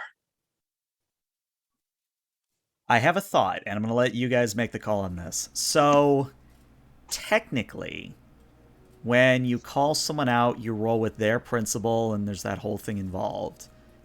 What occurs to me is that, Lu Songshi, you have the self-reliance here. Yeah. Now, wait a second. How is your center? Is your center really all the way over? Almost, yeah. Okay. Now, just to make sure, it's not like this where your center is actually, back one. It's that your center is actually at okay. Because here's my thought. I think doing that is you're trying to get her to trust you. If you follow what I'm going with here. Oh, so you want me to? So basically, do you want to flip this on me and try to shift my center away from self-reliance to trust? Is that what we're talking about? Yes. Can I just shift it and say that? You could, yes. Yeah, I would love to. As a matter of fact. So I don't mean to throw a wrench into this. No, what you got? But I think from the ground, Shazo would be shouting at Ying, "End it. Do it." Because of that shift he has towards force and the anger that's been brewing in him. Kind of that the yin and the yang, no pun intended. No, very deliberate. So I don't know if this is like a roll where I roll against him, or that's a good question. How do we want to handle this? I feel like that's what. Honestly, I feel like. No, I love it. I love it. No, this is an amazing idea. All right, here's how we'll handle it. Here's how we'll do this. Lu Songshi, I'm going to need you to roll your trust. So that's going to be your 2d6 minus 2. Well, thankfully, minus 1 thanks to Murder Complex. Oh, there you go. So minus 1 on your part. And then Shazo, I need you to roll me a force, which for you is a +1. So it's more or less who comes out ahead here. So Lusong, she's got an 11. Oh, I'm not gonna roll that high. You never know. You never know. Though if you also roll an 11, we're back. Okay. Oh no! Okay. Oh No, we have a 12. Okay. We have a 12. So just like he gets hit to the floor, Lusong, she's like, don't give into it, and then you hear this like burst of fire as Shazo like kicks himself up and he just screams, "Finish it!" And I think with that, unless Amarok wants to chip in.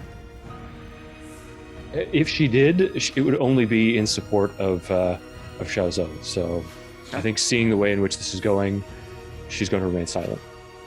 In that case, Ying continues the bending, and the water forms a small sphere around the Grandmaster. And then Ying reaches forward, her eyes glow bright orange as she places a thumb on the center of the Grandmaster's forehead. There's a flash of light, the water splashes and disperses. And then Ying steps back, her eyes return to normal. And the Grandmaster looks down at her hands. It says, "You utter fool. That's exactly what I wanted you to do." And from the blimp, the airship that has circled back, you see that there are people taking pictures and people furiously scribbling away and transmitting a play-by-play back to unknown individuals. And Ying kind of looks up and says, "Damn it, I forgot about the airship."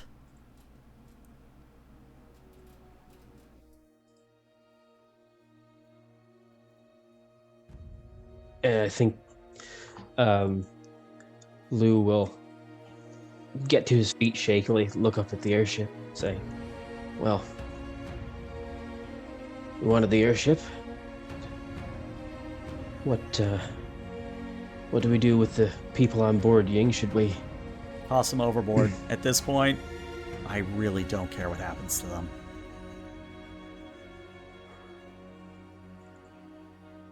And with that, I think Ying is going to stomp her feet, and all of you would feel a launch platform getting ready to go underneath of you. And once all of you are ready, she's going to launch all four of you, all three of you, up. And I guess, well, it is four because Hose is coming too. Everybody up to the airship, which you will be able to land on and kick the people off, kind of a thing. Oh, Shazot's not just going to kick him off. Shazot's going to take cameras, burn pieces of paper. He's angry. Okay.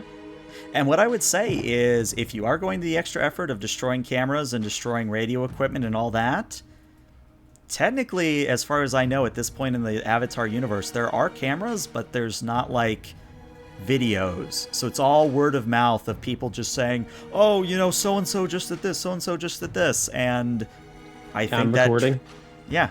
Yeah, there is no cell phone, unfortunately. So I think it's one of those things where you manage to...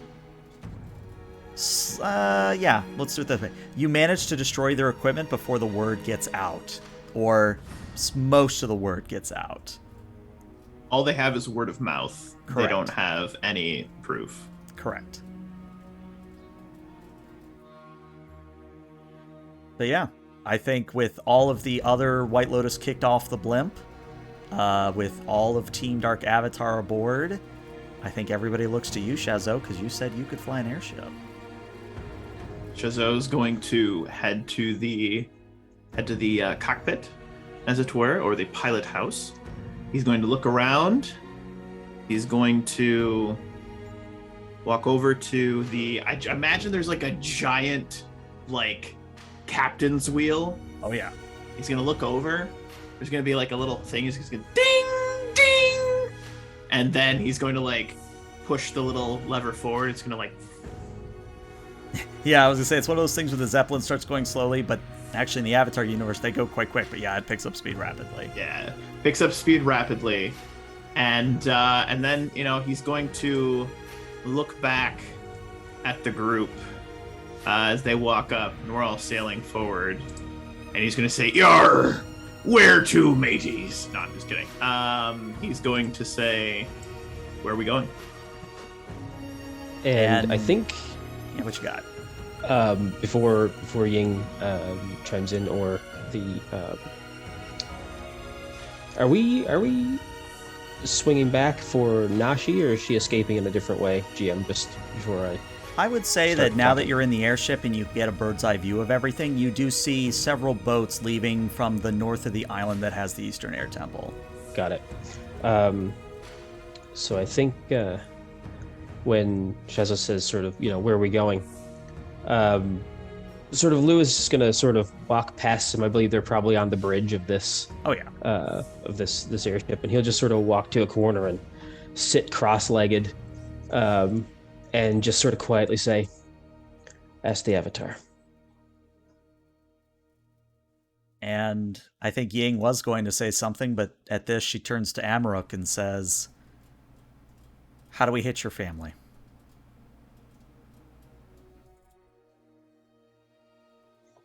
I've been away for so long. It's difficult for me to say.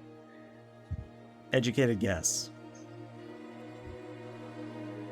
Well, from what I remember, there's a repository of artifacts and tomes, something of a small outpost. It's relatively near to Daruka, so if we set course there, raid it, we might not only be able to gain some information as to what they were trying to do in Daruka, but also deprive them of resources. And if this has taught me anything, well, it's that the rot inside my family is so deep that it has to be cut out.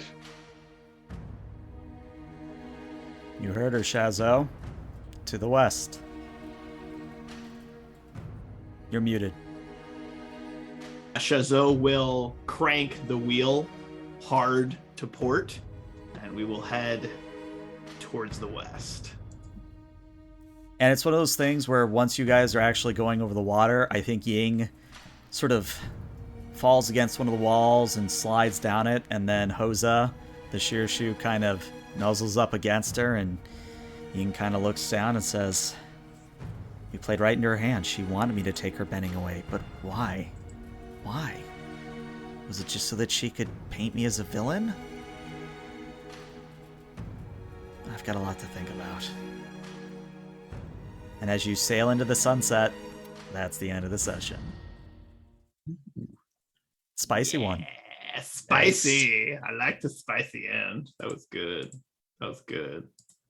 Super spicy. So now we have to deal with some very interesting advancement questions. So let's do the standard 3. Where is that list? Here we are. Did you learn something challenging, exciting, or complicated about the world? Yeah. Hell yeah. So, yep. Did you stop a dangerous threat or solve a community problem? Yes. Yep, Yes. I'd say, yep. Did you guide a companion Absolutely. towards balance or end the session at your center? Well, I don't think anybody's at center right now. No. And technically, you all tried to shift away from balance, so I think that's a no. That's a no. Yeah. All right, let's go through the playbooks then. So, since I've got Guardian up, we'll do you first, Lu Song-Shi. Did you pursue a desire or goal other than your own outside of protecting others? I don't know. What do you think? I did sort of embrace the or started to make strides to embrace abstract thinking to better himself as an airbender. Or not an airbender, an earthbender. I'm an earthbender, not an airbender. That's I was going to say, We're there's all two over the place avatars now. tonight. We're all over the place tonight. yeah. All right, I'll give it to you. So I'll let you mark 3. right. Up next is the hammer. And the hammer, did you make progress towards your goal against your adversary? Right, kind of. I mean, we're heading off towards the Twin Suns, so I guess that, and I learned a little bit about him. So I might Or argue twin yes. moons, you mean? Yeah, that's what I said. Twin moons. Yeah, we're No, you said Wait, twin we're- suns. No, I didn't. You we're can't full of prove it that. tonight. All I'd right, say I'll give yeah, you- because we're heading. I'm gonna. It's a bit of a stretch, but I'm gonna go for it. I'll give it to you. All right, and then Amaruk with the successor. What do you got? Did you learn something meaningful or important about your lineage, its members, or its effects on the world or others? Yes. I would say that's a Yes. big yes. Yes. A little bit. All right, Yeah. so I'm pretty sure with that many growth boxes ticked for each of you, you all are getting an advancement here. So let's actually Nice. cover that on stream real quick. Actually, let's go to Shazo first because I think we talked about this off stream. Do you want that thing from the bold playbook, the one with the animal companion? Oh man, I was gonna increase my focus. But You could do that too. I mean, I if you do want to do want that. the animal companion. Okay. I want Fazappo to be a real animal companion. Okay. So that would be just as, so you can make an informed decision.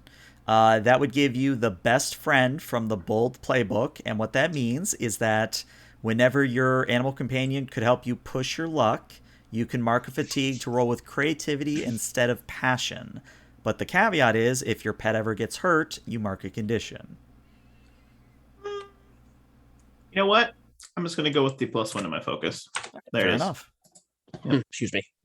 All right. Amaric, Lu Songshi, would either of you care to go next? I am going to increase my creativity by 1. Okay. Yeah, I think that's fair. And Amaric, big question. What are you going to do with yours? I'm a little bit torn between taking the move Way of the Future to boost my creativity by 1, or Black Koala Sheep, which seems particularly appropriate now given her newfound commitment towards, I guess, completely instituting some kind of reformation of the twin moon. I think that I'll go with Way of the Future and improve my creativity by 1. My only thought on that, though, is you could technically take the creativity +1 by just raising a stat. So I think it's one of those things where it actually would be, because you can only take a move from your playbook twice, at least as far as the kickstart rules are concerned. So I would say that it might be better for you to take that Black Koala Sheep. And if you were wanting to raise your creativity, just raise the stat by +1. That way you don't lose one of those crucial, boxes there. As I read the character sheet here, it says your growth advancement could be to raise a stat by +1 to a maximum of +2 to any stat. So I don't think are you that already at allows you to. +2? Yes. Okay, then that makes more sense to me then. Okay. Yeah, that So would yeah, let him then break that I think cap. that's if you want to go to +3, go for it. Yeah. All right. That sounds interesting. Yeah, I love it. All right. Well, as I said, that's going to be the end of the session. Quite spicy one. Again, it's one thing I want to say real quick before I turn off the recording. We are a little bit darker of an Avatar game because, of course, Dark Avatar. I want there to be the understanding, though, that based on the situation that was presented, there were much worse things that Ian could have done. Much worse things that could have happened. But I think it's also important that just maiming or harming someone, I think there's better options. And as we saw, apparently Yera was ready for it. She was expecting to have her bending taken away. So maybe there's more play there.